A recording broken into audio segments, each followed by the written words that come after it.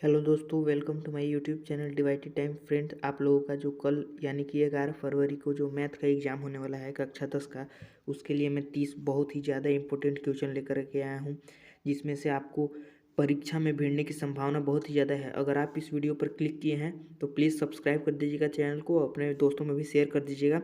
आपको मैं 30 ऑब्जेक्टिव बताने वाला हूँ और बाकी 31 से लेकर के सब्जेक्टिव बताने वाला हूं क्वेश्चन, यानी कि मैं आपको इसमें ऑब्जेक्टिव प्लस सब्जेक्टिव दोनों कराने वाला हूं, तो अंत तक बने रहिएगा। तो चलिए शुरू करते हैं इस वीडियो को। तो यहाँ पर पहला क्वेश्चन बोल रहा है कि पी एक्स यानी कि एक्स स्क्वायर माइनस 27 का शून्य क्या है। तो इसका राइट आंसर हो जाएगा option number P, plus minus 3√3।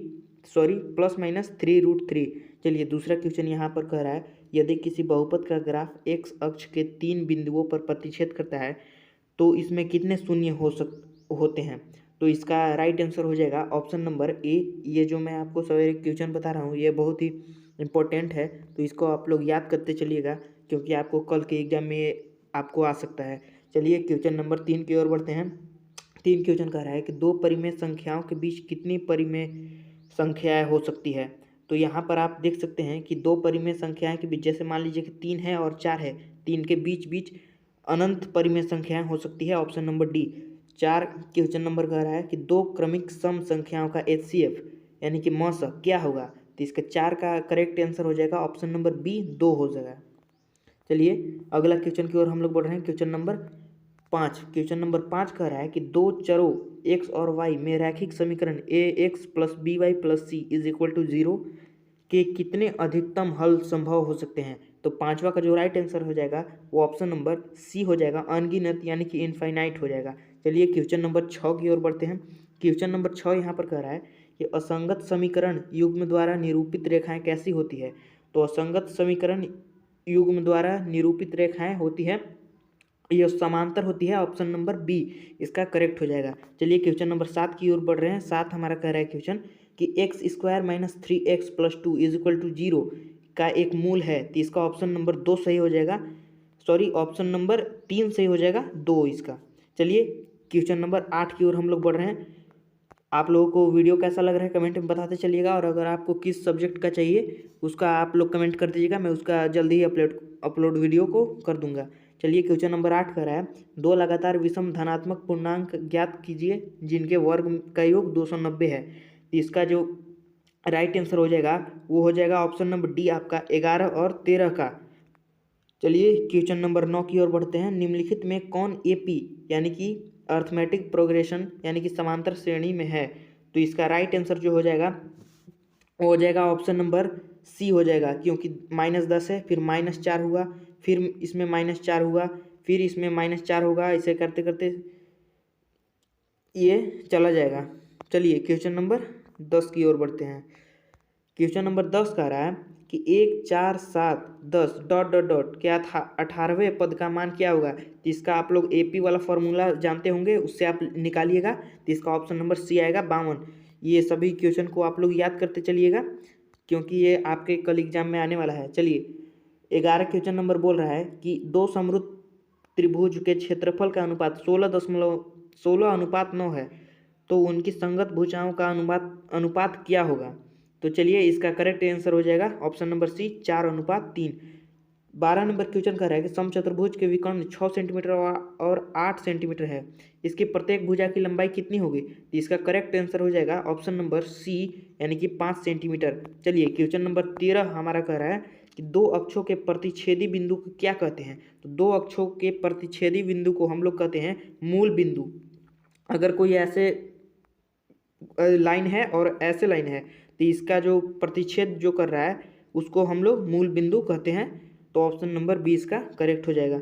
14 number question कह रहा है कि y अक्ष से कोई 5 इकाई युग्म और x अक्ष पर एक बिंदु P स्थित है, तो बिंदु P का निर्देशांक कितना हो जाएगा। तो बिंदु P का निर्देशांक आपसे पूछ रहा है, तो इसका करेक्ट आंसर हो जाएगा 5,0, ऑप्शन नंबर ए इसका सही हो जाएगा। क्वेश्चन नंबर 15 की ओर हम लोग बढ़ रहे हैं। क्वेश्चन नंबर 15 बोल रहा है कि यदि sine A is equal to 3/4 तो कॉसेक ए का मान कितना होगा। तो इसका जो करेक्ट आंसर हो जाएगा आप लोग P/H का फॉर्मूला जानते होंगे, उसी से ये आंसर आएगा कि इसका जो करेक्ट आंसर हो जाएगा वो 4/3 हो जाएगा। चलिए इसका 16 नंबर क्वेश्चन हम लोग देखते हैं। 16 नंबर क्वेश्चन कह रहा है कि sec a plus tan a into 1 minus sine A बराबर है, तो ये किसके बराबर है? तो इसका cos a के बराबर है। ऑप्शन नंबर बी इसका करेक्ट हो जाएगा। चलिए क्वेश्चन नंबर 17 की ओर हम लोग बढ़ रहे हैं।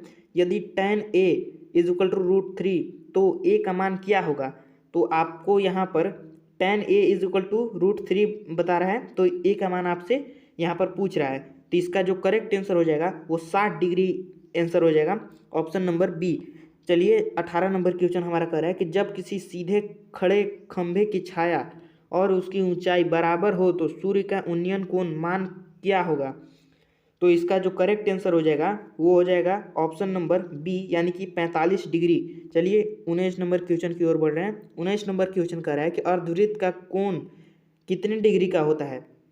यानी कि बोल रहा है कि जो अर्धवृत्त ये होता है, इसका जो कोण होता है ये कितने डिग्री का होता है? तो इसका करेक्ट आंसर हो जाएगा 90 डिग्री का होता है, क्योंकि अगर ऐसे ये वाला कोण और ये वाला कोण को मिला दिया जाए तो 360 डिग्री हो जाता है, तो अर्धवृत्त का कोण 90 डिग्री हो जाएगा।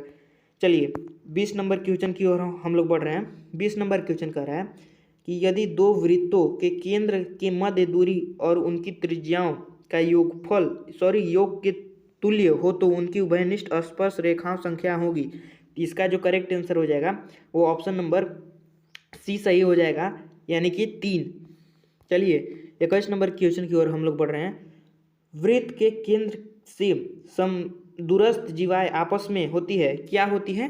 तो इसका आंसर हो जाएगा समान होती है। Option number B equal. चलिए 22 नंबर क्वेश्चन की ओर बढ़ रहे हैं। दो गोले का आयतन का अनुपात 8:27 है, उनके पृष्ठ क्षेत्रफल का अनुपात होगा, यानी कि दो गोला दिया गया है, उनका आयतन का अनुपात 8:27 है, तो उनका पृष्ठीय क्षेत्रफल का अनुपात ये पूछ रहा है। तो इसका जो करेक्ट आंसर हो जाएगा ये 2:3 हो जाएगा। Option number A. चलिए 23 नंबर क्वेश्चन हमारा कह रहा है कि किसी गोले का वक्र पृष्ठीय क्षेत्रफल 144 पाई वर्ग सेंटीमीटर है, तो उसकी त्रिज्या क्या होगी? तो इसकी त्रिज्या आप लोग फार्मूला जान रहे होंगे, मैं जल्दी जल्दी में आप लोगों को बता दे रहा हूँ कि इसका ऑप्शन नंबर ए सही हो जाएगा, 6 सेंटीमीटर। चलिए इसका 24 नंबर क्वेश्चन हम लोग देख रहे हैं। 24 नंबर क्वेश्चन कह रहा है कि एक सिक्के को उछालने पर चित आने की प्रायिकता क्या होगी? तो इसका जो करेक्ट आंसर हो जाएगा वो 1/2 हो जाएगा, यानी कि हाफ हाफ होगा, या चित आ सकता है या फिर पट आ सकता है। चलिए क्वेश्चन नंबर 25 हमारा बोल रहा है कि निश्चित घटना की प्रायिकता होती है। निश्चित घटना की प्रायिकता क्या होती है? तो ये 1 होती है। ऑप्शन नंबर डी सही हो जाएगा। चलिए 26 के नंबर क्वेश्चन हमारा बोल रहा है कि एक पासा को उछाला जाता है तो सम आने की प्रायिकता कितनी होगी? तो एक अगर पासे को आप लोग उछालेंगे तो सम आने की जो प्रायिकता होगी वो 1/2 आएगी, या तो सम आएगा या फिर विषम आएगा। चलिए 27 नंबर क्वेश्चन हमारा कह रहा है कि यदि x+2, 3x और 4x+1 समांतर श्रेणी में हो तो x का मान क्या होगा? तो आप लोग AP वाला फॉर्मूला जानते होंगे, उसी से ये रिलेटेड है। तो इसका जो करेक्ट आंसर हो जाएगा उसका करेक्ट आंसर हो जाएगा ऑप्शन नंबर 3 सी सही हो जाएगा, यानी कि 3। 28 नंबर क्वेश्चन यहीं पर कह रहा है कि यदि 6, 8, 9, x तथा 13 का माध्य 10 हो तो x का मान क्या होगा? तो इसका जो करेक्ट आंसर हो जाएगा वो ऑप्शन नंबर सी सही हो जाएगा, यानी कि 14 होगा। चलिए 29 नंबर क्वेश्चन कह रहा है कि 2, 6, 4, 5, 0, 2, 1, 3 का बहुलक क्या होगा? तो इसका जो बहुलक पूछ रहा है, यानी कि इसमें कौन सा ज़्यादा संख्या अधिक बार आया है, यानी कि उसकी संख्या की बहुलता है। तो इसका जो करेक्ट आंसर हो जाएगा वो हो जाएगा 2 आएगा, क्योंकि 2 इसमें 1, 2, 3 बार आया है और बाकी कोई भी संख्या 3 से ज़्यादा नहीं आया है। तो इसका ऑप्शन नंबर ए सही हो गया है। चलिए क्वेश्चन नंबर 30 हमारा बोल रहा है कि 8, 7, 12, 15, 10, 9, 11 की माध्यिका क्या होगी? तो ये सभी संख्याओं को आप लोग जोड़ लीजिएगा, ये आपके एग्जाम में आएगा जरूर। ये सभी संख्याओं को जोड़ लीजिएगा और गिन लीजिएगा कि कितने संख्या है, जैसे कि 1, 2, 3, 4, 5, 6, 7। सभी को जोड़ करके अगर आप 7 से डिवाइड कर देंगे तो आपका आंसर 10 आएगा। तो इसका ऑप्शन नंबर ए सही हो गया है। चलिए हम लोग 30 ऑब्जेक्टिव को देख लिए हैं, अब आपको मैं सब्जेक्टिव क्वेश्चन दिखाने वाला हूँ कि सेक्शन बी में आपका जो है 31 से लेकर के 38 तक क्वेश्चन है।